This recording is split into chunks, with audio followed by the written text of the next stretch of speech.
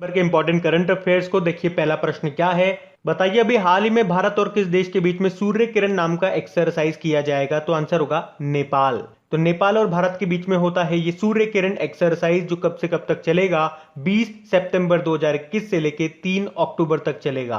कहां पे होगा, उत्तराखंड के पिथौरागढ़ में। कौन सा एडिशन होगा, 15वां एडिशन होगा। तो ये सारे की पॉइंट्स आपको ध्यान रखने हैं। और अगर कल का लेक्चर आपने पढ़ा होगा तो आपने देखा होगा 2021 में जितने भी इंपॉर्टेंट एक्सरसाइज आपके हुए थे सबको हमने एक साथ रिवाइज किया था। तो आज उनमें से 3 प्रश्न मैं आप लोगों से पूछूंगा। पहला प्रश्न, सिम्बेक्स एक्सरसाइज हमने किस देश के साथ में किया था। कोंकण एक्सरसाइज हमने किस देश के साथ में किया था। और तीसरा प्रश्न है, डेजर्ट नाइट एक्सरसाइज हमने किस देश के साथ में किया था। तीनों एक्सरसाइज इसी साल हुए थे। इनके आंसर आपको नीचे कमेंट बॉक्स में टाइप करने हैं। अभी हम बढ़ते हैं आगे। फिर अगला प्रश्न है, हाल ही में साराभाई अध्यापक वैज्ञानिक राष्ट्रीय मानद पुरस्कार 2021 से किसे सम्मानित किया गया। तो आंसर होगा आनंद कुमार को। आप जानते हो सुपर 30 के संस्थापक और गणितज्ञ हैं आनंद कुमार, जिनको अभी राष्ट्रीय अध्यापक वैज्ञानिक परिषद के द्वारा साराभाई अध्यापक वैज्ञानिक राष्ट्रीय मानद पुरस्कार 2021 से सम्मानित किया गया है। तो ये जो पुरस्कार है ये गणित को सीखने में आसान बनाने और वंचित छात्रों को आईआईटी परीक्षा में सफल होने के लिए कोचिंग देने के लिए दिया जाता है। तो किसको मिला है इस बार 2021 का, ये आनंद कुमार को मिला है, ये आपको याद रखना है। बाकी देखो ये इंपॉर्टेंट नाम है अनामिका का। हिंदी साहित्य अकादमी पुरस्कार मिला था इनको इनके कृति टोकरी में दिगंत थेरी गाथा के लिए। अरुणधति सुब्रमण्यम की बात करेंगे तो अंग्रेजी का साहित्य अकादमी पुरस्कार मिला था इनके बुक या इनके उपन्यास when God is a traveller के लिए। और भंवर सिंह सामोर राजस्थानी भाषा का साहित्य अकादमी पुरस्कार मिला था इनकी कृति संस्कृति री सनातन दीठ के लिए। देखो साहित्य अकादमी पुरस्कार की बात करेंगे तो एक प्रश्न ये याद रख लेना, सिंपल सा अगर पूछा गया कितनी भाषाओं में दिया जाता है, 24 भाषाओं में ये दिया जाता है। और अभी आपको बता दूं, राष्ट्रपति रामनाथ कोविंद जी ने 44 शिक्षकों 44 शिक्षकों को राष्ट्रीय शिक्षक पुरस्कार से सम्मानित किया है। तो कितने शिक्षकों को नेशनल टीचर अवार्ड से सम्मानित किया गया, यह भी प्रश्न बन गया। आंसर होगा 44, जिसमें से 9 महिला शिक्षक हैं। और अगर आपसे पूछा जाए कि 2020 में ग्लोबल टीचर पीस प्राइज किसे मिला था, रणजीत सिंह डिसाले को। और इनका नाम अभी भी न्यूज में था क्योंकि वर्ल्ड बैंक के शैक्षिक सलाहकार बने थे ये। अच्छा, विश्व साक्षरता दिवस कब मनाया जाता है, 8 सितंबर को। अभी नेशनल टीचर डे भी तो मनाया था हमने 5 सितंबर को। और वर्ल्ड टीचर डे भी तो होता है इसके जस्ट एक महीने बाद 5 अक्टूबर को। तो ये सारे पॉइंट ध्यान रखना, बढ़ते हैं आगे। फिर बताइए अभी हाल ही में किसे 7वां यामिन हजारिका पुरस्कार के लिए चुना गया। तो आंसर होगा नमिता गोखले को। तो लेखिका हैं ये नमिता गोखले, जिनको 7वें Yamin Hazarika women of substance award के लिए चुना गया है। और याद रखना, ये अवार्ड से सम्मानित होने वाली पूर्वोत्तर भारत की पहली महिला है, नाम है नमिता गोखले। बाकी मोहम्मद आजम राष्ट्रीय युवा पुरस्कार मिला था। शिवाजी बनर्जी मोहन बागान रत्न से सम्मानित किया गया था। और शकुंतला थिल्स्टेड विश्व खाद्य पुरस्कार मिला था इनको। अच्छा, अगर मैं आपसे पूछता कि नेल्सन मंडेला मानवतावादी पुरस्कार 2021 किसे मिला था, रुमाना सिन्हा सहगल को। ये नाम भी ध्यान रखना, बढ़ते हैं आगे।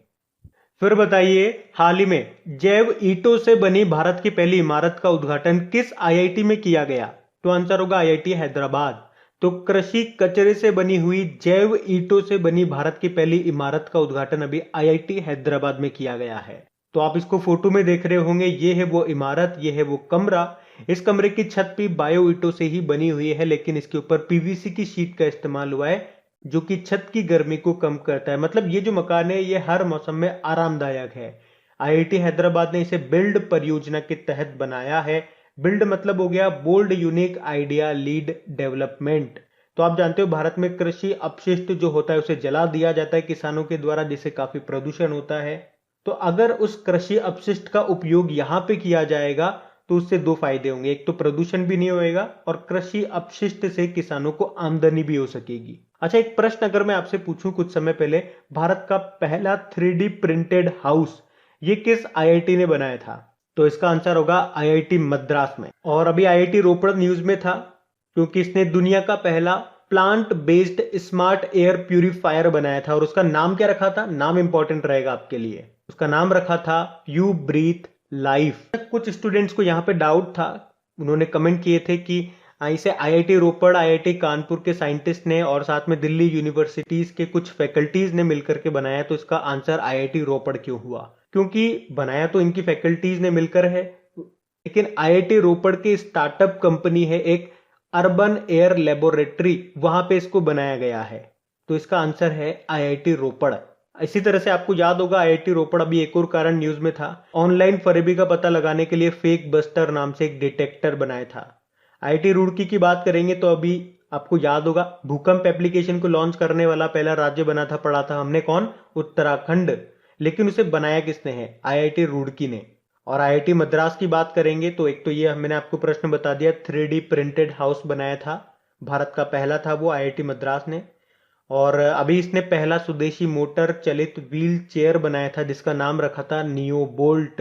अच्छा, मद्रास दिवस कब मनाया जाता है? 22 अगस्त को मनाया जाता है, ये भी याद रखना। अच्छा, वैसे आईआईटी हैदराबाद से एक और पॉइंट आप याद रख सकते हो, भारत का पहला रैपिड इलेक्ट्रॉनिक और आर्टिफिशियल इंटेलिजेंस संचालित कोविड-19 परीक्षण किट कोवी होम भी इन्होंने ही डेवलप किया था। तो ये सारे इंपॉर्टेंट पॉइंट्स याद रखना, बढ़ते आगे।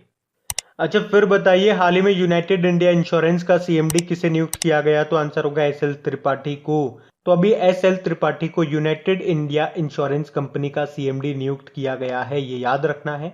अच्छा, यूनाइटेड इंडिया इंश्योरेंस कंपनी का हेडक्वार्टर कहां पर है? चेन्नई में है। बाकी आप जानते हो अभी शांतिलाल जैन को इंडियन बैंक का अध्यक्ष बनाया गया था। बाकी हितेंद्र दवे एचएसबीसी इंडिया के सीईओ बने थे, और जे बी महापात्रा इंपॉर्टेंट नाम है, सीबीडीटी के नए अध्यक्ष बने थे। तो ये नाम ध्यान रखना, बढ़ते आगे। फिर बताइए हाल ही में इक्विटास बैंक ने रानी रामपाल और किसे अपना ब्रांड एम्बेसडर बनाया? तो आंसर होगा स्मृति मंधाना को। तो अब इक्विटास स्मॉल फाइनेंस बैंक ने भारतीय महिला हॉकी टीम की कप्तान रानी रामपाल और क्रिकेटर स्मृति मंधाना को अपना ब्रांड एम्बेसडर बनाया है। रानी रामपाल से तो आप जानते होंगे, इनके नाम राष्ट्रीय हॉकी टीम में खेलने वाले सबसे कम उम्र के खिलाड़ी होने का रिकॉर्ड है, और 2020 में राजीव गांधी खेल रत्न पुरस्कार मिला था ना इनको, तो वे सम्मान पाने वाली ये पहली महिला हॉकी प्लेयर बनी थी। बाकी स्मृति मंदाना को बीसीसीआई ने सर्वश्रेष्ठ महिला अंतरराष्ट्रीय क्रिकेटर का अवार्ड दिया था। बाकी लवलीना बोर्गोहेन, कल ही इनके बारे में पढ़ा था, ये असम की बॉक्सर हैं और अभी टोक्यो ओलंपिक में 69 किलोग्राम कैटेगरी में ब्रोंज मेडल इन्होंने जीता था, और अभी असम सरकार ने इन्हें समग्र शिक्षा अभियान का ब्रांड एम्बेसडर बनाया था। मीराबाई चानू की बात करेंगे तो ये वेटलिफ्टर हैं, अभी टोक्यो ओलंपिक में 49 किलोग्राम कैटेगरी में इन्होंने सिल्वर मेडल जीता था, और अभी एमवे इंडिया की ये ब्रांड एम्बेसडर बनी थी, और एडिडास ने अपने स्टे इन प्ले अभियान का भी ब्रांड एम्बेसडर बनाया था। बाकी अवनी लेखरा बड़ा इंपॉर्टेंट नाम है, क्योंकि टोक्यो पैरालंपिक में 10 मीटर एयर राइफल में गोल्ड जीत करके इन्होंने इतिहास रचा था, और 50 मीटर में भी इन्होंने ब्रोंज मेडल जीता था। ये राजस्थान की शूटर हैं, और राजस्थान ने बेटी बचाओ बेटी पढ़ाओ अभियान का इनको ब्रांड एम्बेसडर बनाया था, और टोक्यो पैरालंपिक 2020 के समापन समारोह में ये ध्वजवाहक फ्लैग बियरर भी रही थी, जबकि उद्घाटन समारोह में कौन थे फ्लैग बियरर? टेकचंद थे। और एक वंदना कटारिया का नाम भी याद रख लो, ये वैसे हॉकी प्लेयर है, हमारी भारतीय महिला हॉकी टीम की प्लेयर है। अभी टोक्यो ओलंपिक में वैसे मेडल तो नहीं ला पाई हमारी भारतीय महिला हॉकी टीम, पुरुष टीम जरूर ब्रॉन्ज मेडल लेकर के आई थी, लेकिन वंदना कटारिया ने वहां पे एक मैच में 3 गोल करके रिकॉर्ड बनाया था। ये उत्तराखंड की हैं, तो उत्तराखंड सरकार ने इन्हें बेटी बचाओ बेटी पढ़ाओ आंदोलन का अभियान का ब्रांड एम्बेसडर बनाया था। तो ये सारे इंपॉर्टेंट नाम रहेंगे, इनको ध्यान रखना, बढ़ते आगे। फिर बताइए खाद्य प्रसंस्करण सप्ताह कब से कब तक मनाया जा रहा है? तो आंसर होगा 6 सितंबर से 12 सितंबर तक। तो भारत की आजादी के 75 साल पूरे होने के उपलक्ष्य में आपको पता है भारत सरकार आजादी का अमृत महोत्सव मना रही है, और इसी के एक भाग के रूप में अभी खाद्य प्रसंस्करण उद्योग मंत्रालय ये 6 से 12 सितंबर तक खाद्य प्रसंस्करण सप्ताह मना रहा है। अच्छा, हमारे केंद्रीय खाद्य प्रसंस्करण मंत्री कौन है? यानी कि फूड प्रोसेसिंग मिनिस्ट्री पशुपति पारस हैं, और इसी मंत्रालय के राज्य मंत्री कौन है? प्रहलाद सिंह पटेल हैं। और इसी तरह से आपको कुछ याद दिलाऊं मैं, तो आपको याद होगा 19 से लेकर 25 अगस्त तक संस्कृत सप्ताह के रूप में हमने मनाया, 23 से लेकर 27 अगस्त तक विश्व जल सप्ताह के रूप में मनाया था हमने। और अभी 1 से लेकर 7 सितंबर तक राष्ट्रीय पोषण सप्ताह के रूप में मनाया। और इसी तरह से आप देख सकते हो 1 से लेकर 7 अगस्त तक विश्व स्तनपान सप्ताह के रूप में हमने मनाया था। और सितंबर माह को पोषण माह के रूप में मनाया था। और अगस्त को पानी माह के रूप में किस राज्य ने या यूनियन टेरिटरी ने मनाया था? तो आंसर होगा, चलो ये प्रश्न आप ही के लिए बनता है, किसने मनाया था अगस्त को पानी माह के रूप में, ये आपको बताना है। बढ़ते हैं आगे। फिर बताइए अभी हाल ही में किस रेलवे स्टेशन को 5 स्टार ईट राइट स्टेशन प्रमाण पत्र से सम्मानित किया गया? तो आंसर होगा चंडीगढ़ रेलवे स्टेशन। तो चंडीगढ़ रेलवे स्टेशन ये मान्यता पाने वाला देश का 5वां स्टेशन बन गया है। और इसे ये सम्मान किसने दिया? फसाई ने। फसाई मतलब food safety and standard authority of India. अब ये 5वां बन गया, तो इससे पहले 4 कौन थे? दिल्ली का Anand Vihar terminal railway station, Mumbai का छत्रपति शिवाजी टर्मिनस, और मुंबई का ही मुंबई सेंट्रल रेलवे स्टेशन, और वडोदरा रेलवे स्टेशन।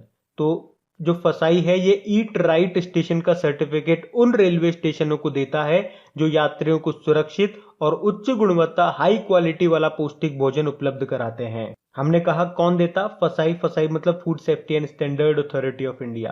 तो इसकी स्थापना होती है 2011 में। और इसकी चेयरमैन कौन है? चेयरपर्सन इसकी रीटा टायोटिया है। और इसके सीईओ कौन है? अरुण सिंघल है। चलो एक प्रश्न का उत्तर दो। कुछ समय पहले हमने पढ़ा था जो उदय शंकर है इनको अपॉइंट किया गया था। उदय शंकर ये किसके क्या बने थे बताओ? और फूड से आपको कुछ याद आता होगा। अभी किस देश ने खाद्य आपातकाल लगाया? तो श्रीलंका ने लगाया था। और हमने पढ़ ही लिया पोषण माह को हम कब मना रहे हैं, यानी कि सितंबर को हम पोषण माह के रूप में मना रहे हैं। और राष्ट्रीय पोषण मिशन ये कब शुरू हुआ था और कहां से? 8 मार्च 2018 को शुरू हुआ था राजस्थान के झुंझुनू से। और ईट राइट मूवमेंट की टैगलाइन क्या होती है? सही भोजन बेहतर जीवन। हमारे रेल मंत्री तो आप जानते ही हो, अश्विनी वैष्णव हैं। बढ़ते आगे। अच्छा बताइए अभी हाल ही में दिल्ली सरकार ने किसे फेस ऑफ एजुकेशन डायरेक्टरेट से सम्मानित किया? तो आंसर होगा राजकुमार। तो दिल्ली के एक संगीत शिक्षक हैं ये राजकुमार, जिनको अभी दिल्ली सरकार ने फेस ऑफ एजुकेशन डायरेक्टरेट से सम्मानित किया है। आपको बता दें कि राजकुमार ने 32 घंटों से ज्यादा समय तक सितार बजाने के लिए गिनीज बुक ऑफ रिकॉर्ड में नाम दर्ज कराया है। अच्छा वैसे राजकुमार के अलावा सुमन अरोड़ा को भी फेस ऑफ एजुकेशन डायरेक्टरेट का पुरस्कार दिया गया।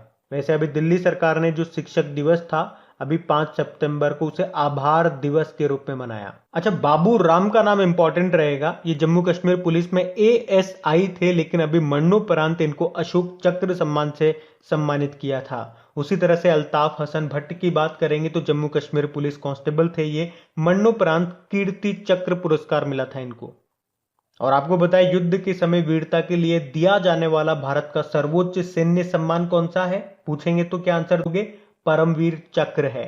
दूसरे नंबर पे है महावीर चक्र और तीसरे नंबर पे आता है वीर चक्र। लेकिन जब बात शांति की हो, यानी कि युद्ध नहीं चल रहा हो, तो शांति के समय जो सर्वोच्च वीरता पुरस्कार होता है वो है अशोक चक्र, जो अभी बाबूराम को मिला है। दूसरे नंबर पे है कीर्ति चक्र जो अल्ताफ हसन भट्ट को मिला है। और तीसरा होता है शौर्य चक्र। तो ये भी ध्यान रखना। और इसी से मिलता जुलता तीसरा ऑप्शन भी मैंने रखा है अतुल भट्ट। अभी राष्ट्रीय इस्पात निगम लिमिटेड जिसका हेडक्वार्टर कहां पर है? विशाखापत्तनम आंध्र प्रदेश, उसके ये सीएमडी बने थे। तो ये नाम भी ध्यान रखना। बढ़ते आगे। फिर बताइए अभी हाल ही में international day of clean air for blue skies ये कब मनाया गया? तो आंसर होगा 7 सितंबर को। हर साल 7 सितंबर को विश्व स्तर पर वायु गुणवत्ता में सुधार के लिए कार्यों को बढ़ावा देने के लिए ये international day of clean air for blue skies के रूप में मनाया जाता है। इस बार की इसकी थीम क्या रही? हेल्दी एयर हेल्दी प्लेनेट, स्वस्थ वायु स्वस्थ ग्रह। और ये इसका दूसरा संस्करण है, यानी कि पहली बार इसे 2020 में मनाया गया था। और मैं आपको बता दूं यहीं पे कि 4 सितंबर को हमने राष्ट्रीय वन्य जीव दिवस के रूप में मनाया, नेशनल वाइल्ड लाइफ डे। ये साल में 2 बार मनाया जाता है इसे, 22 फरवरी को और 4 सितंबर को। बाकी वर्ल्ड वाइल्ड लाइफ डे तो आप जानते ही हो, हर साल हम 3 मार्च को मनाते हैं। और सितंबर में बात करेंगे तो 2 सितंबर को हमने विश्व नारियल दिवस के रूप में मनाया, वर्ल्ड कोकोनट डे। 4 सितंबर को अंतरराष्ट्रीय गिद्ध जागरूकता दिवस के रूप में मनाया था। सितंबर के पहले शनिवार को मनाते हैं ये तो इस बार हमने 4 सितंबर को मनाया। 5 सितंबर को अंतर्राष्ट्रीय चैरिटी दिवस और शिक्षक दिवस मनाया। तो सितंबर के अभी 2-3 डे हैं, इनको याद रखना। बढ़ते हैं आगे। फिर बताइए, अभी हाल ही में भारतीय सौर ऊर्जा निगम के नए प्रबंध निदेशक कौन बने हैं? तो आंसर होगा सुमन शर्मा। इसको इंग्लिश में बोलेंगे solar energy corporation of India limited. इसके नए मैनेजिंग डायरेक्टर बनी है कौन? सुमन शर्मा। बाकी एनके सिंह अभी आर्थिक विकास संस्था सोसाइटी के ये अध्यक्ष बने थे। 15वें वित्त आयोग के ये अध्यक्ष हैं वैसे तो। और नकुल चोपड़ा की बात करेंगे तो टेलीविजन निगरानी एजेंसी है बार्क, उसके ये सीईओ बने थे। दोरजी अंगचुक की बात करेंगे, इंटरनेशनल एस्ट्रोनॉमिकल यूनियन अंतरराष्ट्रीय खगोलीय संघ के मानद सदस्य बनने वाले ये पहले भारतीय बने थे। दोरजी अंगचुक, ये इंपॉर्टेंट नाम है, ध्यान रखना। बढ़ते हैं आगे। बताइए, अभी हाल ही में किसे पुडुचेरी क्रिकेट टीम का गेंदबाजी कोच नियुक्त किया गया? तो आंसर होगा शॉन टेट को। तो ऑस्ट्रेलियाई पूर्व तेज गेंदबाज हैं ये शॉन टेट, जिनको पुडुचेरी क्रिकेट टीम का गेंदबाजी कोच नियुक्त किया गया है। डेल स्टेन का नाम सुना है? अभी दक्षिण अफ्रीका के हैं ये, लेकिन अभी सभी फॉर्मेट से इन्होंने संन्यास की घोषणा कर दी। वसीम जाफर आप जानते हो, पूर्व भारतीय बल्लेबाज हैं ये वसीम जाफर, जिनको अभी उड़ीसा का नया कोच नियुक्त किया गया था। रमेश पवार भी नाम सुना होगा, भारतीय महिला क्रिकेट टीम के ये कोच बने थे। और अभी हमने पढ़ा था इंटरनेशनल क्रिकेट में सबसे तेज 23,000 रन बनाने वाले बल्लेबाज कौन बने थे? विराट कोहली। बताइए, 21वीं सदी का सबसे महान बैट्समैन किसे चुना गया? सचिन तेंदुलकर को। इनकी ऑटोबायोग्राफी का नाम क्या है? प्लेइंग इट माई वे। और आपसे अगर पूछा जाए कि ICC men's T20 world cup 2021 में कहां पर होंगे, तो ये पहले तो भारत में होने वाले थे, लेकिन अब बोला गया यूनाइटेड अरब अमीरात और ओमान में होंगे, या अक्टूबर नवंबर में होंगे। और 2023 में जो वर्ल्ड कप होंगे वो तो भारत में होने ही है। अच्छा, आप तो ये बताओ, भारत के भी 7वें क्रिकेटर कौन बने जिन्हें हॉल ऑफ फेम में शामिल किया गया? विनू माकंड को। और बताओ, अभी वुमेन्स T20 में सबसे तेज शतक लगाने वाली महिला कौन बनी थी? न्यूजीलैंड की सोफी डिवाइन बनी थी। 36 बॉलों में इन्होंने लगाया ये शतक। अच्छा, सुरेश रैना की ऑटोबायोग्राफी आई है, क्या नाम है उसका? बिलीव है। सचिन तेंदुलकर की ऑटोबायोग्राफी हमने देख ली, प्लेइंग इट माई वे। मिल्खा सिंह जी का निधन हो गया, उनकी ऑटोबायोग्राफी की नाम याद रखो, the race of my life. और एक आध साल पहले शाहिद अफरीदी की भी आई थी, उसका नाम क्या है? तो उनकी वो ऑटोबायोग्राफी का नाम है गेम चेंजर। विश्वनाथ आनंद तो आप जानते ही, उनकी है माइंड मास्टर। सौरव गांगुली की है a century is not enough. Yuvraj Singh की क्या है? The test of my life. जबकि मिल्खा सिंह की है the race of my life. तो दोनों की मिलती जुलती है, कंफ्यूज मत होना। अब बात करेंगे कल की वीडियो में पूछे गए प्रश्न के उत्तर की। अच्छा, कल तो होमवर्क वाली शीट लगाना भूल गए थे। देखो, कभी ऐसा हो ना कि जल्दबाजी में क्या होता है, लेट हो जाते हैं तो फटाफट भेजना होता है, तो होमवर्क की शीट लगाना भूल जाते हैं। तो जब ऐसा हो तो आप कम्युनिटी में चेक कर लिया कीजिए, वहां पे वो शीट ऐड कर दी जाएगी, मतलब वहां पे वो क्वेश्चन पोस्ट कर दिया जाएगा। तो आज का होमवर्क प्रश्न तो ये रहा आपके सामने। और देखिए, अगर सेशन अच्छा लगा हो, हेल्पफुल लगा हो, आपको इससे थोड़ी सी भी मदद मिलती है, तो प्लीज वीडियोस को शेयर जरूर करना, इसे सपोर्ट जरूर करा करें। इसे लाइक करके अपने दोस्तों के साथ में, जो भी पढ़ने वाले स्टूडेंट हैं, जो भी आपका स्टडी ग्रुप है, वहां पे एक बार शेयर जरूर कर देना। Thank you guys.